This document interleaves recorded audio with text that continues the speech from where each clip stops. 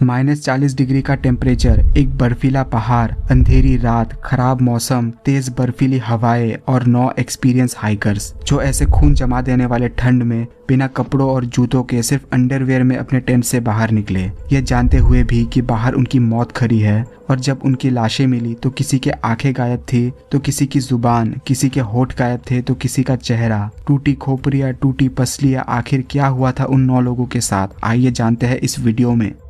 दोस्तों, मैं हूँ आपका होस्ट, आपको दिल से वेलकम करता हूँ एक्सोफैक्ट के इस नए वीडियो में। तो देर ना करके इस अमेजिंग वीडियो को शुरू करते हैं। दोस्तों, ये कहानी शुरू होती है आज से करीब 60 साल पहले, फरवरी 1959 को, जब रशिया में स्थित यूराल पॉलिटेक्निकल इंस्टीट्यूट के रेडियोलॉजी डिपार्टमेंट में पढ़ने वाले 23 साल के एक स्टूडेंट इगोर द्यातलोव ने अपने दोस्तों के साथ मिलकर ऑटोटन माउंटेन पर हाइकिंग करने का एक ट्रिप प्लान किया, जिसमें द्यातलोव के साथ उसके 9 दोस्त Yuri Doroshenko, Lyudmila Dubinina, Georgy Krivonischenko, Alexander Kolevatov, Zinaida Kolmogorova, Rustem Slobodin, Nikolai Thibeaux Brignolles, Semyon Zolotaryov, Yuri Yudin जाने वाले थे। इस 10 लोगों के ग्रुप में 8 मेल्स और 2 फीमेल्स थी, जिनकी सहमति से इस ग्रुप का लीडर द्यातलोव को चुना गया था, क्योंकि द्यातलोव को ऐसे ट्रिप्स का बहुत एक्सपीरियंस था और वो पहले भी कई ऐसे ट्रिप्स कर चुका था। लेकिन इसका मतलब ये नहीं था कि ग्रुप के बाकी 9 लोगों का ये पहला ट्रिप था। वो लोग भी एक्सपीरियंस हाइकर्स थे और इस ग्रुप के 10 के 10 लोग ही ग्रेड 2 सर्टिफाइड हाइकर्स थे,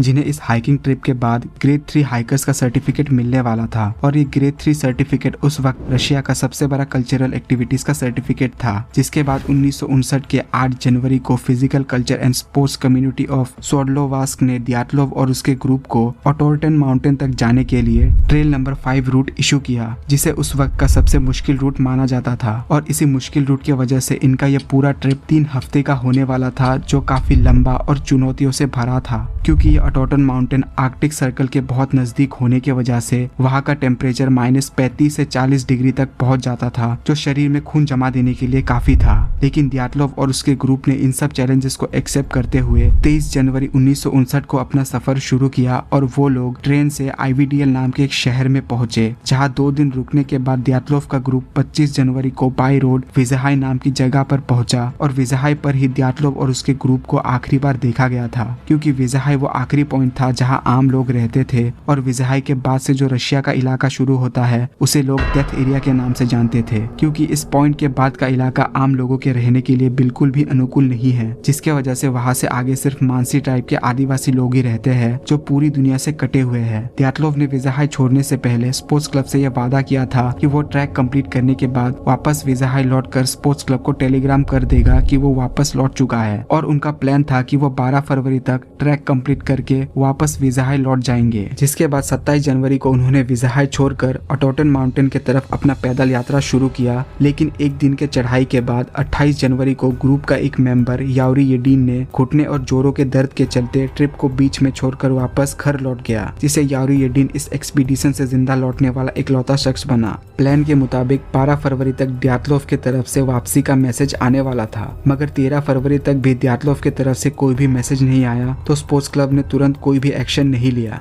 क्योंकि ऐसे अभियानों में 4-5 दिनों की देरी होना आम बात थी। लेकिन 20 फरवरी तक भी उनके तरफ से कोई भी मैसेज नहीं आया, तो ग्रुप में मौजूद लोगों के फैमिली मेंबर्स को चिंता होने लगी और उन्होंने पुलिस से सर्च ऑपरेशन की मांग की। तब पुलिस ने उन लोगों को ढूंढने के लिए उसी इंस्टीट्यूट के स्टूडेंट्स के साथ मिलकर एक सर्च ऑपरेशन किया, क्योंकि उस ग्रुप में मौजूद लोग उसी इंस्टीट्यूट के स्टूडेंट्स थे, जिसके वजह से पुलिस ने ग्रुप की पहचान करने के लिए उन स्टूडेंट्स को लिया था। और बाद में इस सर्च ऑपरेशन में पुलिस के साथ मिलिट्री तक इन लोगों को ढूंढने में लग गई। 26 फरवरी के दिन रेस्क्यू टीम के एक हेलीकॉप्टर ने खोलात्सियाकल नाम के एक पहाड़ के ढलान पर बने एक टेंट को देखा, जो आधा बर्फ से ढका हुआ था। और इस टेंट के पास जाकर देखने पर पता लगा कि यह टेंट द्यातलोव के ग्रुप का ही था। और उस टेंट के अंदर ग्रुप के खाने पीने के सामान से लेकर कपड़े और जूते भी मिले, जिसे देखकर ऐसा लग रहा था कि वो लोग बहुत जल्दी में टेंट से बाहर निकले थे। और इसे कंफर्म कर रहा था टेंट का वो हिस्सा जिसे अंदर के तरफ से चाकू से काटा गया था। जिसके बाद सर्च टीम ने टेंट के आसपास के इलाके में छानबीन छानबीन किया तो वहाँ 9 अलग अलग लोगों के फुटप्रिंट्स मिले जो पहाड़ से नीचे उतरने के थे। इनमें से कुछ लोगों के फुटप्रिंट्स ऐसे थे जिन्हें देखकर लग रहा था उन्होंने जूते पहने हैं, कुछ लोगों के फुटप्रिंट्स ऐसे थे जिन्हें देखकर लग रहा था कि उन्होंने सिर्फ जुराबे ही पहनी हैं, और कुछ लोगों के फुटप्रिंट्स तो ऐसे भी थे जिन्हें देखकर लग रहा था कि वो लोग नंगे पैर ही पहाड़ से नीचे उतर रहे थे। और ऐसे में इन सबूतों को देखकर खोजकर्ताओं के मन में ये सवाल आ रहा था कि आखिर उन 9 लोगों के साथ उस रात क्या हुआ था जो वो -35 से 40 डिग्री के खून जमा देने वाले ठंड में बिना जूतों के टेंट से बाहर निकलने में मजबूर हो गए थे। फिर जांचकर्ताओं ने इन सवालों का जवाब ढूंढने के लिए फुटप्रिंट्स का पीछा करते हुए पहाड़ से नीचे उतरे, जहां जंगल शुरू होने से जस्ट पहले एक बड़े से पाइन ट्री के नीचे 2 लाशें मिली जिनके पास आग जलने के निशान भी थे। और ये 2 लाशें थी यावरी डोरिशेंको और जॉर्जी की, और उन दोनों की लाशें बिना कपड़ों और जूतों के सिर्फ अंडरवेयर में मिली, और उनके पास मौजूद उस पाइन ट्री के 5 फुट हाइट तक टहनियां टूटी हुई थी, जिससे ये अनुमान लगाया गया कि किसी ने उस पेड़ में चढ़ने की कोशिश की थी। जिसके बाद और छानबीन करने पर खोजकर्ताओं को पाइन ट्री और टेंट के बीच और 3 लाशें मिली जो थी ग्रुप के लीडर दियातलोव, जिनेदिया और रुस्तम की, और इनकी लाशें ऐसी अवस्था में मिली जिन्हें देखकर ऐसा लग रहा था कि वो वापस टेंट तक लौटने की कोशिश कर रहे थे मगर वहां पहुंचे नहीं। और बाकी 4 लोग ल्यूडमिला, अलेक्जेंडर, निकोलाई और सिमियोन को ढूंढने में 2 महीने से भी ज्यादा समय लग गया, और 4 मई 1959 को उसी पाइन ट्री से लगभग 246 फुट दूर 4 मीटर बर्फ के नीचे इन चारों की भी लाशें मिली। पहली 5 बॉडीज मिलने के बाद से ही इस केस पर इन्वेस्टिगेशन शुरू हो गया था, और पोस्टमार्टम से पता लगा कि उन 5 की मौत हाइपोथर्मिया की वजह से हुआ था। मगर मई में मिले 4 बॉडीज के पोस्टमार्टम रिपोर्ट ने इस घटना की पूरी कहानी को ही बदल कर रख दिया था, क्योंकि उन 4 बॉडीज में से 3 बॉडीज को मेजर इंजरीज आई थी, जिसमें से निकोलाई की खोपड़ी बुरी तरीके से टूटी हुई थी, साथ ही उसकी आईब्रोज भी गायब थी,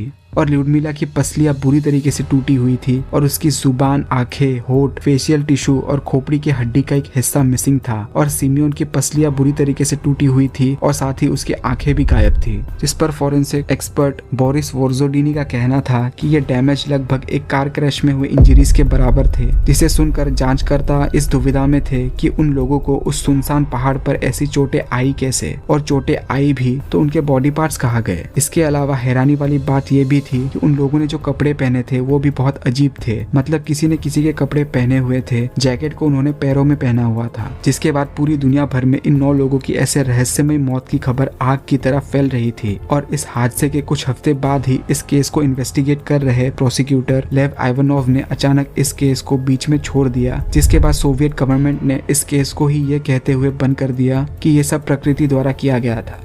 और जब लोगों ने आइवानोव से इस केस के बंद होने की वजह पूछी तो उन्होंने इस पर कुछ भी नहीं कहा, जिससे सबूतों के कमी के चलते ये घटना दिन ब दिन और भी ज्यादा रहस्यमय होती गई। और समय के साथ साथ इस घटना को सुलझाने के लिए इससे जुड़े कई थ्योरी सामने आई, जिसमें सबसे पहली थ्योरी थी येटी या बिगफुट के ऊपर। और अगर आप बिगफुट या येटी के बारे में नहीं जानते हैं तो ये बस एक काल्पनिक जानवर है जो बर्फीले जगहों पर रहता है, और अगर हम मान भी ले कि उस रात उन 9 लोगों पर येटी या बिगफुट ने हमला किया था तो रिसर्चर्स को हादसे वाली जगह पर सिर्फ 9 लोगों के ही फुटप्रिंट्स मिले थे, और अगर वहाँ बिगफुट या येटी आया था तो उसके पैरों के निशान क्यों नहीं थे, जिसकी वजह से इस थ्योरी को गलत साबित कर दिया गया। दूसरी थ्योरी थी एलियंस पर, क्योंकि इतिहास गवाह है जब भी इंसानों के पास किसी सवाल का जवाब नहीं होता तो वो एलियंस को बीच में डाल देते हैं। लेकिन एलियंस वाली थ्योरी पर एक छोटा ट्विस्ट था, क्योंकि घटना वाली रात को आसमान में कुछ लाइट्स को देखा गया था, जिसके वजह से इस घटना को एलियंस के साथ जोड़ा गया था। लेकिन वो जो लाइट्स आसमान में देखी गई थी उन्हें एरोरा लाइट्स कहा जाता है, जो एक नेचुरल फिनोमिना है,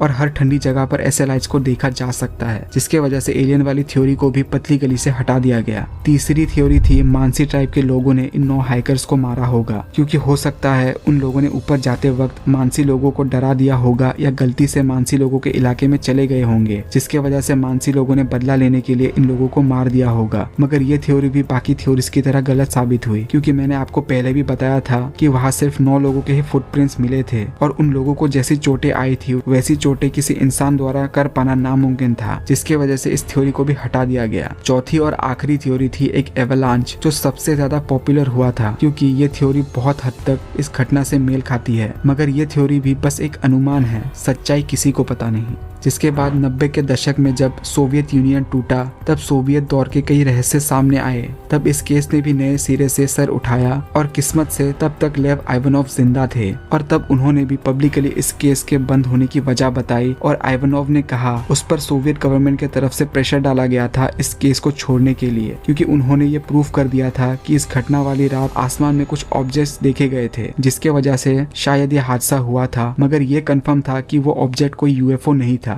और बाद में पता लगा कि जिस जगह पर यह हादसा हुआ था वो जगह वीरान होने की वजह से सोवियत मिलिट्री वहाँ अपने कुछ सीक्रेट एक्सपेरिमेंट और टेस्टिंग्स करती थी और हादसे के पहले सोवियत मिलिट्री पैराशूट माइंस पर काम कर रही थी जिसे प्लेन्स की मदद से आसमान से गिराया जाता था और इनका काम था जमीन में आकर फटना। हो सकता है कि उस रात ऐसे ही किसी माइन को टेस्टिंग के लिए गिराया गया था जिसके फटने की वजह से इन 9 लोगों के साथ ये सब हुआ था। और अगर तब ये साबित हो जाता कि उन 9 लोगों के मौत का जिम्मेदार सोवियत मिलिट्री था तो तब दुनिया भर में सोवियत यूनियन की बहुत बदनामी होती, जिसके वजह से उस बदनामी से बचने के लिए सरकार ने इस केस को ही बंद करवा दिया। और फिर समय आया फरवरी 2019 का जब रशियन गवर्नमेंट ने इस केस को रीओपन करके फिर से जांच शुरू किया और इस जांच का नतीजा आया जुलाई 2020 में, जिसके मुताबिक इस हादसे की वजह थी एक एवलांच या हिमस्खलन। और क्या होता है ये एवलांच? दोस्तों, एवलांच में बर्फीले पहाड़ों के ढलान में जमा बर्फ अचानक बहुत तेज रफ्तार के साथ पहाड़ से नीचे गिरती है जो अपने सामने आए सभी चीजों को समा ले जाती है। और बड़े एवलांच अपने साथ पत्थर, मिट्टी और पेड़ों की मलबों को भी लाती है। और रशिया ने अपने जांच में कहा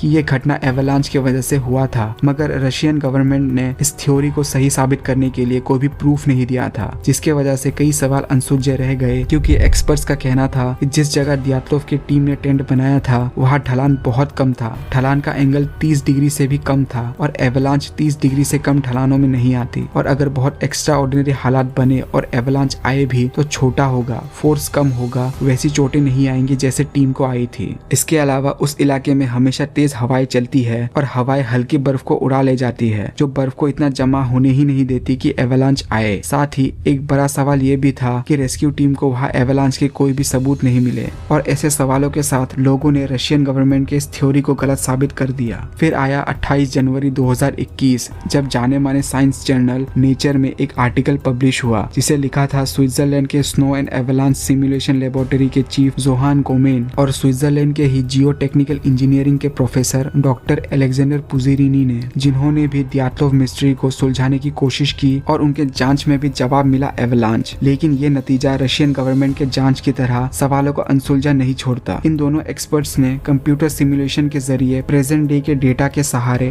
दियात्लोव हादसे वाली रात को रिक्रिएट किया। फिर इन्होंने एवलांच जैसे कंडीशंस पैदा करके उसका नतीजा देखा और इसके रिजल्ट के आधार पर बताया गया कि दियात्लोव की टीम के साथ क्या हुआ था। इनके मुताबिक ये हादसा ऐसे हुआ। 1 फरवरी 1959 की शाम एक्सपीडिशन टीम खोलात्सियाकल पहाड़ के ऊपर पहुंची। वहाँ पहाड़ के नॉर्थ साइड पर एक ढलान के पास पॉइंट 107 के ऊपर उन्होंने अपना टेंट लगाया। ये उनका चॉइस नहीं था, लेकिन वो बर्फीले मौसम में रूट से थोड़ा भटक गए थे और मजबूरी में उन्हें वहाँ रुकना पड़ा। रात का वक्त था, सब लोग टेंट के अंदर सोए हुए थे। तभी अचानक ऊपर की तरफ से एक एवलांच बहुत तेज फोर्स के साथ उनके टेंट की तरफ बढ़ा। जिस जगह ये टेंट था उस लोकेशन में इस तरीके का एवलांच आना बहुत दुर्लभ घटना है, लेकिन दुर्योग से उसी रात वहाँ ये दुर्लभ हादसा हो गया। लेकिन ये एवलांच उनके मौत का कारण नहीं बल्कि उनके मौत का जरिया था, क्योंकि एवलांच के बाद टेंट के एक तरफ बहुत सारा बर्फ जमा हो गया और जो लोग टेंट के उस साइड में सोए हुए थे वो लोग फोर्स के चलते जख्मी हो गए। तभी बाकी टीम मेंबर्स में से किसी ने टेंट को चाकू से काट कर रास्ता बनाया और उस रास्ते से सबको बाहर निकाला। बहुत घबराहट का माहौल। टीम को लगा छोटे एवलांच के बाद एक बड़ा एवलांच आ सकता है, इसलिए वो जिस हाल में थे उसी हाल में टेंट से बाहर निकल गए। जूते तक पहनने का टाइम नहीं मिला उन्हें। वो टेंट से दूर भागे। उन्होंने सोचा होगा कुछ देर बाद वापस लौट आएंगे, लेकिन रात अंधेरी, मौसम खराब और बर्फीला तूफान, यानी विजिबिलिटी बहुत कम। इसीलिए टीम के लोग रास्ता भटक गए और -40 डिग्री के टेम्परेचर में इस तरह सरवाइव करना मुश्किल था। इसीलिए वो एक एक करके मरते गए। जो पहले मरा उसके कपड़े बाकियों ने उतारे ताकि जिंदा लोगों को ज्यादा गर्मी मिल सके और गर्मी के लिए ही उन्होंने किसी तरह उस पाइन ट्री के नीचे आग जलाई होगी। रेस्क्यू टीम को वहाँ पेड़ की टहनियाँ टूटी मिली थी।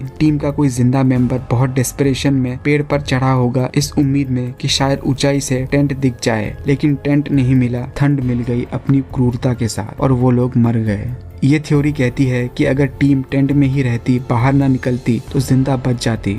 यूहान और एलेक्जेंडर की ये थ्योरी साइंटिफिक एक्सपेरिमेंट्स पर आधारित है, लेकिन ये थ्योरी भी सारे सवालों का जवाब नहीं देती कि बॉडीज की आंखें, होठ आदि बॉडी पार्ट्स क्यों गायब थे। बस एक धुंधला सा अनुमान, शायद किसी जंगली जानवर ने ऐसा किया होगा। और ऐसे कई अनसुलझे सवाल है और इन्हीं सवालों की वजह से ये थ्योरी भी एक अनुमान है। इसीलिए कई एक्सपर्ट्स इस थ्योरी से संतुष्ट नहीं है। यूहान और एलेक्जेंडर भी इस केस को सॉल्व करने का दावा नहीं कर रहे। उनका ये कहना है कि ये थ्योरी बस बाकी थ्योरी से ज्यादा सटीक, ज्यादा मुमकिन है। हालांकि ये दोनों रिसर्चर्स एक बात पक्के ढंग से कह रहे हैं कि चाहे उस रात जो हुआ हो, इतना पक्का था कि उन 9 लोगों ने एक दूसरे का साथ नहीं छोड़ा और साथ मिलकर अपने आखिरी सांस तक लड़े। इस कहानी में बस यही एक सुकून की बात है कि उस रात उस पहाड़ पर मौत के सामने भी उन 9 लोगों ने भरपूर दोस्ती निभाई। और आज इस हादसे को हुए 64 साल से भी ज्यादा समय बीत गए हैं, लेकिन फिर भी ये केस अब तक ऑफिशियली अनसॉल्व ही है। और ये कहानी इतना फेमस हुआ कि हॉलीवुड वालों ने इस हादसे से इंस्पायर होकर एक पूरी की पूरी मूवी बना दी थी, द डेविल पास नाम से। मगर इन 9 लोगों के साथ उस रात जो हुआ वो उन 9 लोगों के साथ ही दफन हो गया। और अगर आप इस वीडियो को यहाँ तक देख रहे हैं तो प्लीज जाने से पहले वीडियो पर एक लाइक और चैनल को सब्सक्राइब कर दीजिए, जिससे मुझे बहुत मोटिवेशन मिलता है ऐसे और वीडियोस बनाने के लिए। तो फिर मिलते हैं ऐसे ही किसी वीडियो में, तब तक के लिए बाय।